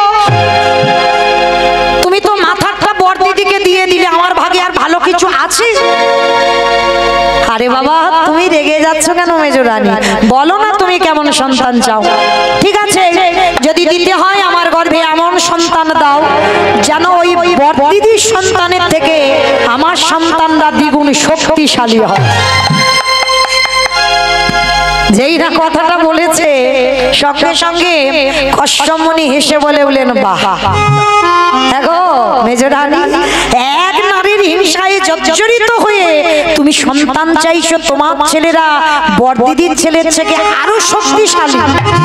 বেশ, তাই হবে। তুমি যেমন ছেলে চাইছো তেমনই দেব। তোমার গর্ভে যারা আসবে তারা হবে সবাই অসুর। বাবা একটা, খেয়াল রাখবে, বাবা একটাই।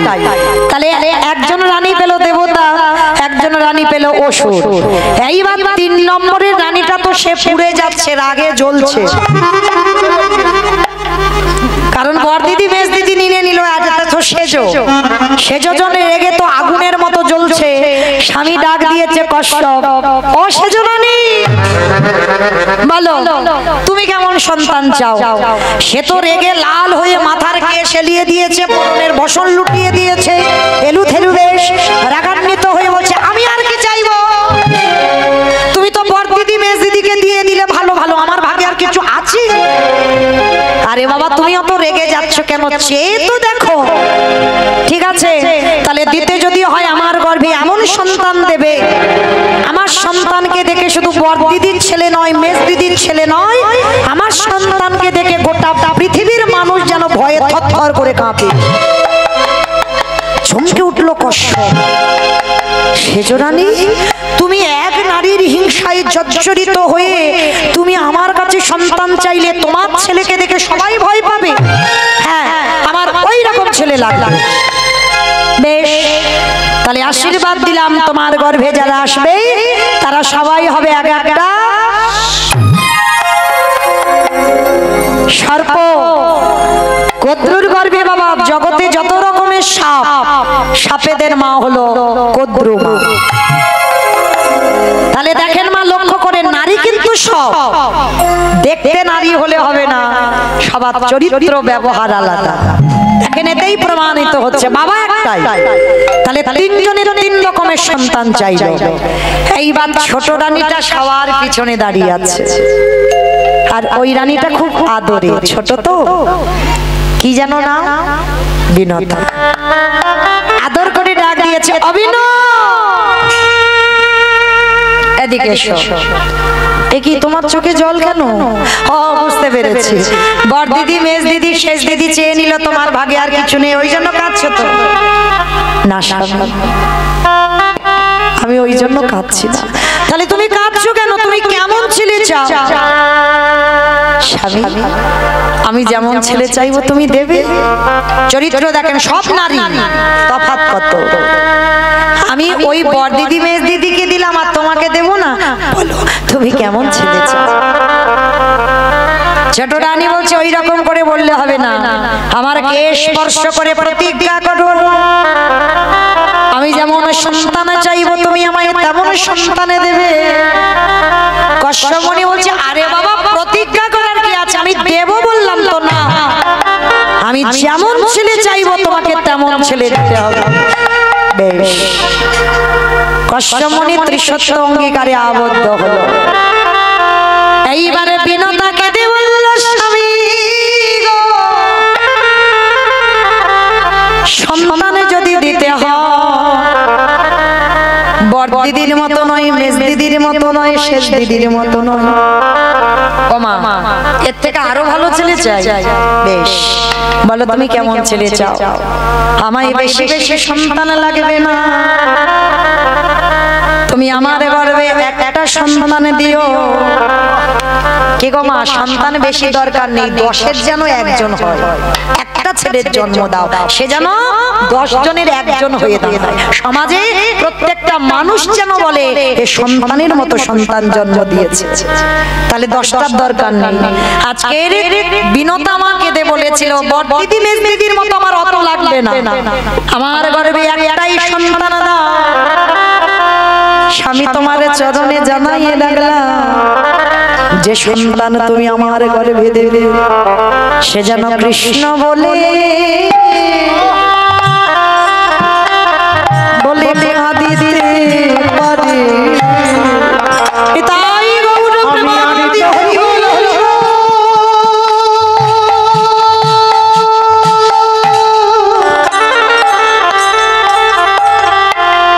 কিছু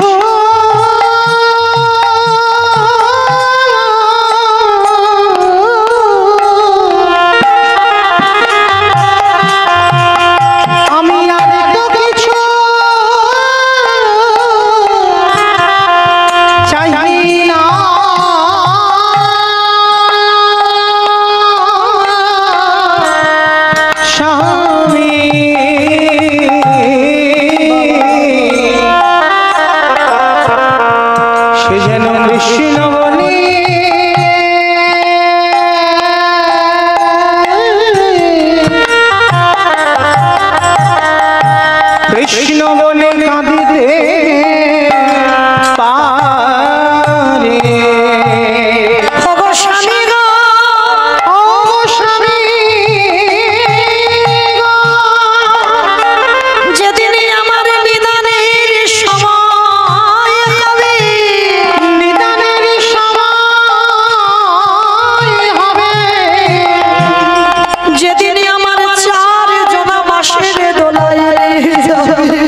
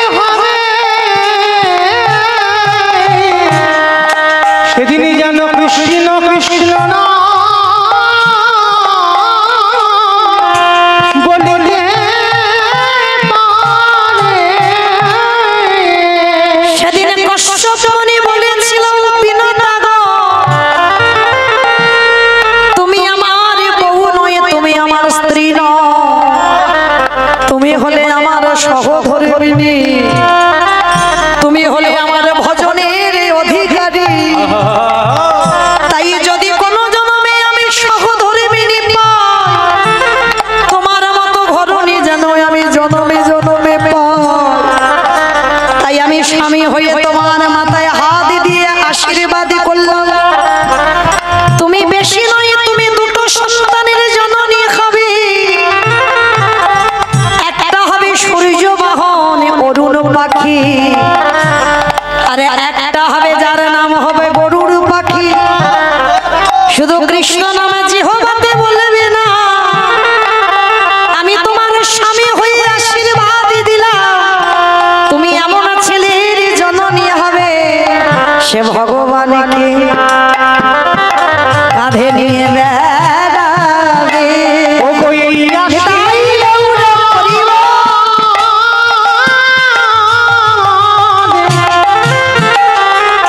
ও কই আশীর্বাদ করলাম তোমার, ভগবানকে কাঁধে নিয়ে বেড়াবে।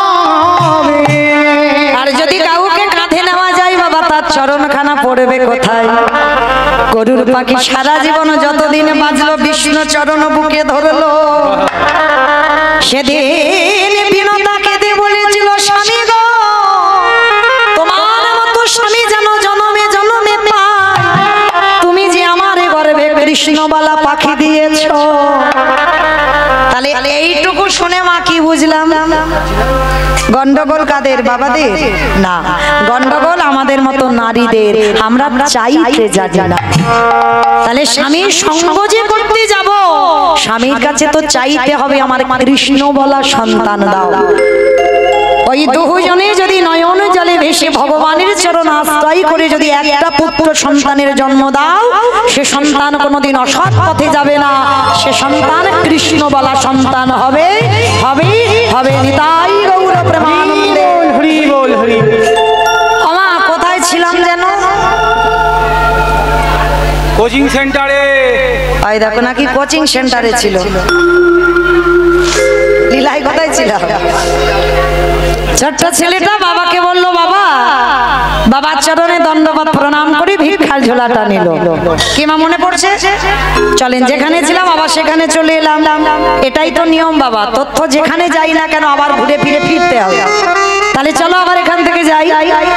তা বাবা যেই না আশীর্বাদ করলো, ছোট্ট ছেলেটা ভগবানের মন্দিরে গিয়ে জানাচ্ছে, প্রভু আমার জন্য নয়, আমার বাবা মার জন্য নয়, আমি যাচ্ছি বৈষ্ণব সেবার জন্য ভিক্ষায়। দেখো আমি যেন দুটি চাল ডাল পাই। ভগবান তো ওদেরই বাড়িতে বাবা ছদ্মবেশে বসে আছে, মনে মনে ভাবছে, হায় হায় হায় হায় হায়, আজকে এলাম আমি ওর বাবাকে পরীক্ষা করতে, ও বেটা এখন ছদ্মবেশে যাচ্ছে ওর বাবার সামনে ঢাল হয়ে দাঁড়াচ্ছে। যাই এবার ছেলেটাকে একটু পরীক্ষা করতে হবে। আমার কিরকম পরীক্ষা করেছে জানো? ভগবান নিজের দেহ থেকে একটা বটুর মূর্তি বের করেছে, আর আসল বটু যাওয়ার আগে ভগবান বটু সেজে গোটা গ্রাম ভিক্ষা করে নিয়ে চলে এসেছে। আচ্ছা বলো তো মা, আপনাদের এই যে আমরা তলায় যত যত বাড়ি আছে, সব বাড়ি থেকে যদি একটা ছোট্ট ছেলে ভিক্ষা করে নিয়ে আসে 5 মিনিট আগে, সেই ছেলেটা যদি আবার 5 মিনিট পরে যায়, ভিক্ষা দেবেন? মেরে তারা করবো না? ভগবানের লীলাটা দেখেন কেমন।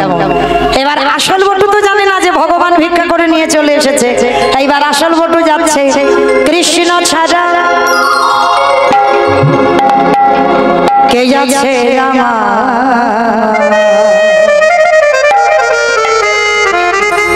বিশ্ব মাঝে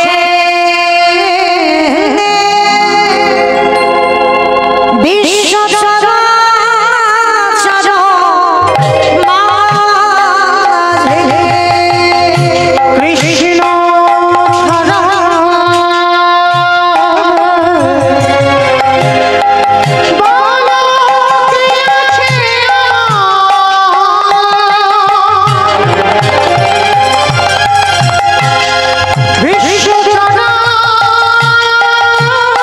বলো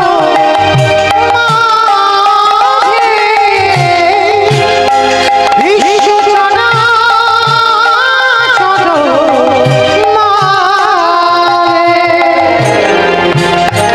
শেষে জামা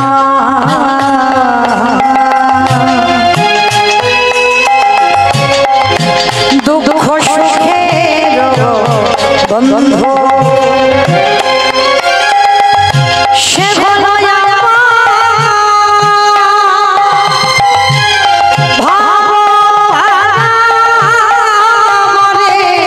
সিন্ধু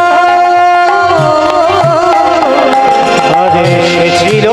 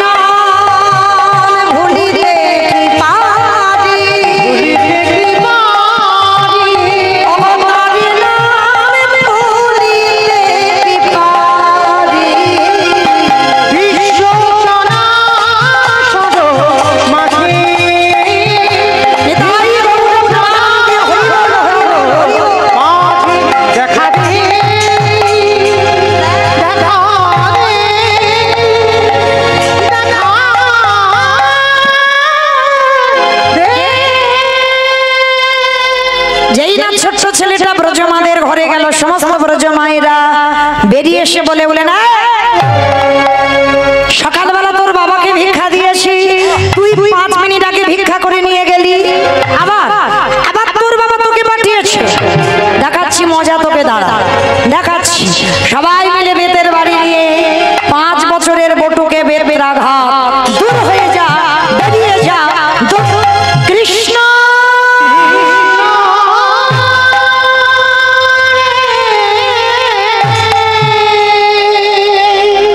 বিনা অপরাধে ছেলেটাকে এত মার মেরেছে, ধুলায় লুটিয়ে পড়ল ছোট ছোট ছেলেটা। কৃষ্ণ এ জীবনে যদি অতিথি সেবা দিতে না পারি, এ জীবনে যদি বৈষ্ণব সেবা না হয়, এ জীবন রাখবো না। এই জীবন আমি যমুনার জলে ত্যাগ করে দেব। ভগবান ভয় পায় কখন? মা প্রকৃত ভক্তের কাছে। ভক্তই তো ভগবানকে জব্দে ফেলতে পারে, তাই না? ভগবান তো ভক্তকে যেমন জব্দে ফেলে, ভক্ত কোন ভক্ত আছে ভগবানকে মেরেও দেখাতে পারে, ভগবানকে শাসন করেও দেখাতে পারে, পারে না? যেমন আপনারা যাবেন দক্ষিণেশ্বর কালীবাড়ি মা শ্রী শ্রী রামকৃষ্ণ পরমহংসদেব পায়খানায় বসেছে, আর ওই দক্ষিণেশ্বরের নদী থেকে একটা কচি শশা ভেসে যাচ্ছে। কি গো, আমরা সূচি অসুচি বিচার করি না? ঠাকুরের সূচি অসুচি ছিল না, সেই পায়খানা করা অবস্থায় সে জলে নেমে যেই না শশাটা ভেজে যাচ্ছে, বাবা ওই শশাটা সে জল শোষটা করেনি বাবা, সেই পায়খানা করা অবস্থায় শশাটা নিয়ে ছুটে গেছে মার কাছে, গিয়ে শশাটা মার সামনে ধরে বলছে, ও মা খাবি না?